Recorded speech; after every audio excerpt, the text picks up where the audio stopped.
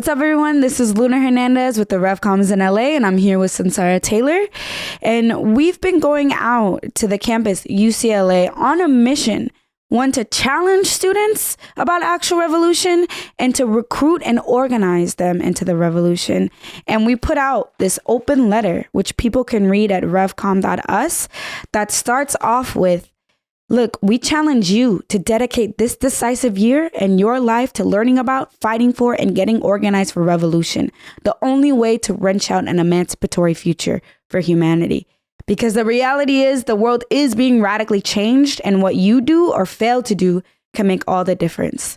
And so since we've been out there really on a mission and putting this in front of people, some students have been coming forward, but they've also been posing some really important questions that we want to answer here on the show. So one of the first questions I wanted to ask Sunsara Taylor that one of these students has asked us and has come up is that not just one student, actually several students have asked.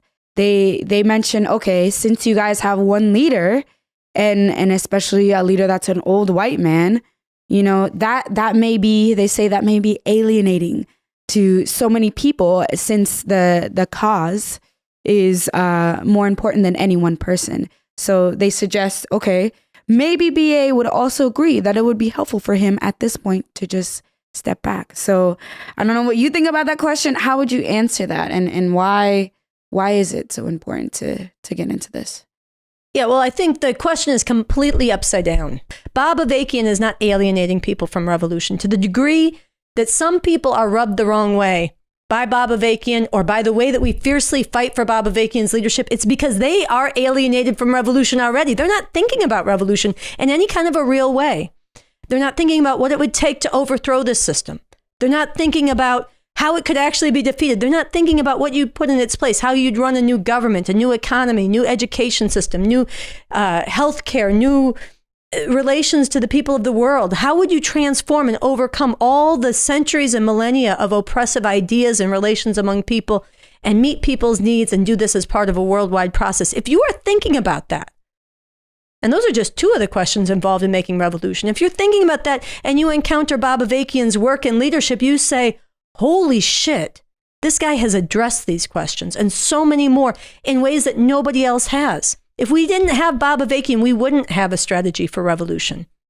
People wouldn't have a way to fight to get free. If we didn't have Bob Avakian and the work he's done, we wouldn't have a framework and a blueprint for a new socialist republic, a constitution, and an approach to navigating all the way to human emancipation. If we didn't have Bob Avakian, we wouldn't have the thoroughly scientific method that he has developed to this new communism that everybody can take up to be part of navigating this revolution, and so that we, humanity, can confront the many unforeseen and unforeseeable obstacles that will emerge in humanity's path going forward and be able to tackle these. If you are thinking seriously about revolution and all the contradictions involved in it, including how you'd wake up millions in this country who right now are not thinking about revolution and are caught up in all kinds of backwards ideas like, I got to get mine, and I'm into money and bitches, and I just got to do me, and all the religious crap. How you'd change all that. If you're thinking about how you'd move these people to be ready to make revolution, you'd say, we are so lucky to have Bob Avakian and the work he's done on all these questions and so many more. And as for this idea that, okay, maybe Bob Avakian made these breakthroughs, but now he should step back. This is as absurd as saying, okay, you know, you're rooting for your team in basketball and Steph Curry has been leading his team throughout the whole season and made it into the playoffs and won this game and led in winning that game. And they're right up to the final game where the whole thing is on the line. But now Steph Curry should step back and let some other people throw some three-pointers. I mean, if you're serious about winning, that is asinine. If you're serious about winning, and as thrilling as a basketball championship may be, real revolution is much higher stakes, much more thrilling, much more emancipating. It's the fate of 8 billion people on this planet. If you're serious about getting humanity free, you want your greatest player to be way out in front, leading your team to greatness, and you want everybody taking advantage of that strength. Bob Avakian's ongoing strategic leadership, active, not past tense, active now, navigating this revolution. You take advantage of that and you race to catch up. And you fight for that everywhere. And so this is the challenge before us. And we should not conform to the ignorance and prejudice of people as they've been indoctrinated by this society to say, we don't want leaders, we don't want an old white man, all the bullshit that is in their head instead of thinking about revolution and the gift that we have in Bob Avakian's leadership. We need to change those prejudices. We need to wake people up to revolution, and we need to fight for Bob Avakian. And he is actually our greatest asset in winning people to this revolution. So again, the question is completely upside down. Mm-hmm. And I think that's important. And again, like, I think people should think about that metaphor in terms of what are the stakes right now this year?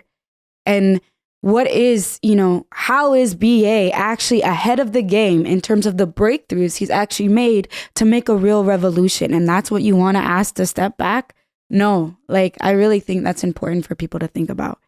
So before we close, we want to take on a lot more questions. We want a lot of you watching to join us in taking this open letter out to the campuses where you are. Write to us about what you're running into. Record your answers to the questions, how you're speaking to these things or what you're having trouble speaking to, and we'll try to take on more here. Before we end, I want to play, Luna did a TikTok responding to another thing that comes up on campus, so we'll play that at the end, but I'm really glad we got started here with this today. What's up, everyone? This is Luna Hernandez with the Revcoms in Los Angeles. And look, some students at UCLA have asked us, what makes the Revcoms different than the other socialist groups on this campus? You want to know what's different? I'll tell you what's different. The Revcoms are serious about an actual revolution, an overthrow of this system of capitalism, imperialism. And we have a strategy right here to make a real revolution. And I would ask these other so-called socialist groups, what's their strategy to make a real revolution? They don't have one. And look, we have revolutionary hardcore leadership in Bob Avakian. What's their leadership? The PSL leads the masses of people at different protests in this ridiculous chant that goes, money for jobs and education, not for wars and occupation. You would never catch the Revcoms doing some American chauvinist shit like that. Why? Because where does that money for jobs and education for people in this country come from? It comes from the super exploitation of billions of people all over the world that the U.S. wages wars and invasions and occupations to enforce that super exploitation. And no, DSA and Bernie Sanders, we don't need a better redistribution of the spoils of U.S. empire. We need to overthrow U.S. imperialism and get real. We need a real socialism, not a social welfare state. We declare and demand that the existing capitalist imperialist system and institutions of government in this country must be abolished and dismantled and replaced by a new socialist system based on the Constitution for the new Socialist Republic in North America, which you could read right here. And look, get with the Revcoms if you're serious about actual revolution and actual socialism.